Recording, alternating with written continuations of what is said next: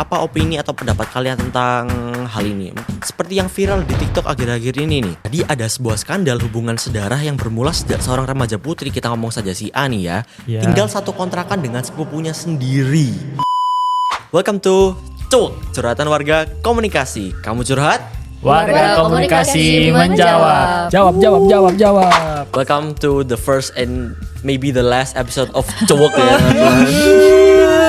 Oke, langsung aja kita ke pembahasannya yang spektakuler gak sih? Apa tuh? Oke, kalian pernah gak sih deket sama seseorang? Pasti pernah lah ya, sama teman, sepupu, keluarga. Nah, kedekatan itu bisa terjalin karena ada komunikasi interpersonal. Dan kedekatan itu bisa berdampak baik dan buruk. Komunikasi yang tidak terarah dan tanpa boundaries juga bisa memicu konflik yang tidak diinginkan, baik verbal maupun non-verbal. Nah, seperti yang viral di TikTok akhir-akhir ini nih. Apa tuh, Jo? Apa tuh? Jadi ada sebuah skandal hubungan sedarah yang bermula sejak seorang remaja putri, kita ngomong saja si A nih ya, tinggal satu kontrakan dengan sepupunya sendiri. Di masa pertengahan kuliah, mereka ternyata saling jatuh cinta dan menjalani hubungan. Alasan mereka tinggal seatap adalah untuk meringankan biaya hidup. Nah, reasonable lah ya. Oleh karena itu keluarga besar mereka merasa baik-baik saja dan tidak ada kecurigaan sedikit pun. Tapi masalah terjadi ketika remaja putri ini hamil. Pacar yang merupakan sepupunya itu selingkuh. Waduh, itu gimana itu jadinya? Ngeri banget. Dan bawa selingkuhannya ke kontrakan. Waduh. Dalam keadaan mabuk. Itu yang Sih. akhirnya cewek ini merasa frustasi dan sempat ingin bunuh diri lah ya, karena merasa dihianati. Iya. Menurutku nih, kasus ini bisa terjadi karena adanya flirting antara kedua belah pihak yang dilakukan secara verbal dan non-verbal nih. Itu bagaimana sih verbal dan non-verbal ini bisa mempengaruhi relationship jadi romantis? Hal ini dipengaruhi oleh message interpretation antara kedua belah pihak. Bagaimana kedua belah pihak itu bisa mengartikan pesan itu lah menjadi romantis dan seksual. Itu juga kembali lagi ke komunikasi interpersonal ya. Itu salah satu purpose of interpretation communication, how we conduct relationship, itu dengan mengartikan pesan bisa saja memulai sebuah hubungan romantis. Itu juga hubungan ini bisa diklasifikasikan menjadi hubungan romantis juga berdasarkan 5 hal, yaitu interdependence, commitment, understanding and predictability, interpersonal trust, dan self-disclosure atau keterbukaan diri antar satu sama lain. Nah, kalau dari kalian sendiri nih, apa opini atau pendapat kalian tentang hal ini? Mungkin dari Icim bisa mulai. Buat menurutku sendiri ya, hubungan mereka tuh nggak ada yang bisa disalahkan gitu. Karena bener kata Jojo tadi, kayak sebelum terbentuknya relationship itu kan pasti mereka udah melewati beberapa hal gitu. Didukung dengan mereka yang tinggal bareng gitu. Otomatis mereka tuh pastinya udah terbiasa untuk saling bergantung dan saling memahami. Dan hal itu juga yang bikin mereka tuh saling terbuka satu sama lain, yang akhirnya sama-sama memutuskan untuk membuat komitmen ke hubungan yang lebih romantis lagi. Nah, dari sini aku nggak ngerasa ada yang dirugikan atau terpaksa antara kedua belah pihak. Jadi menurutku there's nothing wrong with that. Yang salah adalah ketika hubungan tersebut itu nggak balance atau nggak menerapkan yang namanya social exchange theory yang seimbang. Apalagi kalau terlalu banyak menghasilkan sesuatu yang negatif atau yang biasa kita sebut dengan relationship cost. Nah, karena hal ini tuh sangat berpotensi untuk memicu banyak konflik. Jadi kayak hubungan mereka tuh jadinya akhirnya nggak sehat gitu guys. Nah, misalnya kayak karena kurangnya komunikasi itu bisa menyebabkan ketidakpuasan terhadap sesama pasangan gitu kan. Benar. Nah, karena hubungannya itu kan nggak sehat. Nah, mungkin itu jadi salah satu penyebab kenapa salah satu pihak tadi yang cowok selingkuh, terus akhirnya yang cewek juga merasa terhianati gitu kan. Nah, kalau misalnya menurutku kalau udah sampai di kondisi seperti ini ya penyelesaiannya mereka harus diskusi dan negosiasi sih, saling terbuka tanpa kayak bawa egonya masing-masing gitu lah. Dan kalau perlu mungkin mereka juga bisa menyelesaikan dengan mediating a conflict conversation dengan menggunakan mediator dari keluarga atau bantuan profesional till they reach the most acceptable decision for both of them. Menurutku itu sih. Oke, aku juga setuju sih apa yang dimaksud Bilkis tadi. Soalnya kan it's about their relationship gitu kan. Nah, soalnya mereka juga udah komitmen kalau hubungan mereka tuh pacaran gitu kan. Tetapi di sini kan kondisinya si sepupu cewek yang kita bisa bilang si A lah ya, inisialnya si A ini kan udah hamil dengan sepupu cowoknya, kita sebut aja B.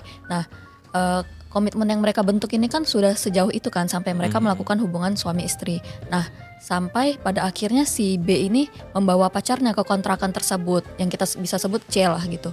Nah, otomatis kan si A ini merasa kayak terkhianati karena hubungan yang mereka jalin itu seperti tidak ada apa-apanya gitu. Menurut aku gimana cara mengatasi konflik tersebut itu tidak bisa diselesaikan oleh pihak-pihak yang terkait itu saja antara A, B maupun C. Benar sih. Mereka harus ada bantuan dari keluarga gitu untuk menyelesaikan masalah tersebut, seperti keluarga bisa memberikan supportive interaction gitu, kayak bantuan secara fisik maupun psikologis kayak yang Bilkis tadi bilang, dibawa ke psikiater ataupun psikologi, karena itu udah menyangkut ke mental si A mau bunuh diri gitu kan. Ya, terus keluarga juga bisa memberikan message suportif gitu, seperti kayak keluarga menanyakan tapi tanpa memojokkan ya, menanyakan atau menyampaikan saran-saran gitu terkait konflik yang terjadi ini. Juga mungkin keluarga bisa memvalidasi emosi yang mereka rasakan masing-masing seperti itu gitu. Oke. Dari Tasya. Oke. Geser. Oke, jadi kalau menurutku apa yang terjadi di kasus tadi itu adalah privacy in relationship atau privasi dalam sebuah hubungan. Nah, privasi itu kan ada untuk menjaga dan membatasi informasi mana saja yang dimiliki oleh suatu individu untuk dipublikasikan atau untuk di-keep. Nah, privasi sendiri itu juga untuk meminimalisasi terjadinya konflik. Nah, kalau di kasus ini ya kembali lagi ke orang-orang yang terlibat dalam hubungan tersebut. Apa yang mereka lakukan, apa yang mereka putuskan, itu adalah hak dari privasi yang mereka miliki sebagai manusia. Meskipun aku pribadi emang gak membenarkan ya apa yang mereka lakukan, tindakannya salah kan ya. Betul. Nah, tapi sebagai orang awam, aku gak punya hak untuk menghakimi mereka. Nah, kalau sampai terjadi hal-hal seperti ini yang sudah jauh, yang sampai hamil luar nikah, selingkuh, yang sampai mengancam kewarasan jiwa gitu lah ya. Nah, bener banget tadi katanya Ara sama kata Bilkis, perlu ada pendampingan dan bimbingan dari pihak ketiga. Apa itu mau keluarga atau profesional, itu sangat penting banget peran mereka gitu kan. Tapi dengan adanya pihak ketiga, tetap namanya privasi itu harus dijaga, harus nomor satu. Nah, yang aku sayangkan di sini sih, gimana kok kasus ini bisa sampai terungkap di media sosial gitu ya, apalagi TikTok itu dipakai sama banyak banget orang. Nah, TikTok ini kalau misalnya sampai ada skandal yang terungkap di situ, ini fatal banget sih, karena spekulasi publik tau lah ya, kayak komen-komentar itu tuh bisa mempengaruhi banget di masalah ini gitu. Jadi ini sangat ini sih, dia merugikan pihak-pihak yang terlibat gitu. Nah, masalah yang awalnya bisa diselesaikan secara damai, secara peaceful, itu jadinya terganggu gitu, juga mengganggu privasi orang gitu. Iya, habis itu juga netizen kan suka ya kayak anggap itu masalah mereka gitu kan apalagi ya. netizen Indonesia gitu loh. Kayak uncontrollable lah. Gimana? Terlalu kecampur Betul. juga sih. Kalau dari Iwong sendiri gimana? Nah, kalau dari aku sendiri itu kayak dari opini dari teman-teman itu mungkin aku lebih berbeda ya. Mungkin aku dari sisi keluarganya. Gimana apa namanya yang diterapkan sama keluarganya ini, parenting style-nya tuh bebas gitu loh. Bebas gimana maksudnya? Nah, bebasnya itu kayak apa namanya, si keluarganya ini bener-bener ngebebasin sepupunya sama si remaja putrinya itu tinggal di kontrakan tanpa keluarganya tuh memikirkan hal-hal yang negatif gitu. Jadi kayak bener-bener dilepas. Seharusnya itu tuh kayak apa namanya, parenting style-nya tuh apa namanya, seimbang gitu loh. Jadi meskipun dibebaskan tapi tetap dikasih aturan-aturan. Ada Gitu. boundaries ya. Iya, Diawasi lah ya. iya, diawasin gitu. Jadi nggak bener-bener bebas. Terus kalau dari hubungannya sendiri, karena udah pacaran gitu kan, mau nggak mau juga harus menjadi hubungan yang egaliter gitu. Jadi bener-bener saling menghargai. Mungkin itu sih Jo dari pendapatku. Oke, berarti tadi Icim sama Ara tadi lebih concern ke hubungan yang tidak sehat dan toxic relationship ya tadi ya. Setuju juga. Ara tadi sedikit nyinggung bagaimana keluarga itu berperan dalam menyelesaikan konflik juga ya. So, kalau dari Tasya tadi lebih ke yang menyebar nih siapa ini, privasi, melanggar privasi ini. Kalau dari Iwong tadi tambah unik ya, dari Iwong ini kayak lebih ke parentingnya. Jadi izinkan aku menarik konklusi dari kayak perbincangan kita. Boleh. Jadi tindakan yang mereka lakukan itu nggak bisa dibenarkan lah nih ya. Jadi kayak hamil di luar nikah, habis itu selingkuh, red flag sih. Jadi ada baiknya jika diselesaikan secara bersama. Habis itu ada bantuan dari profesional juga. Terus itu keluarga yang bersangkutan juga suportif lah ya. Iya. Ya, pokoknya dari aku sih buat netizen jangan memperkeruh suasana aja Benar, gitu, benar karena banget. hanya mereka yang tahu situasi tersebut dan menurutku cuma mereka yang bisa menyelesaikan konflik ini. Tentunya mungkin dengan bantuan profesional dan keluarga sebagai mediator and their support system gitu sih. Setuju sih. Oke, Oke, digeser geser ya. lagi.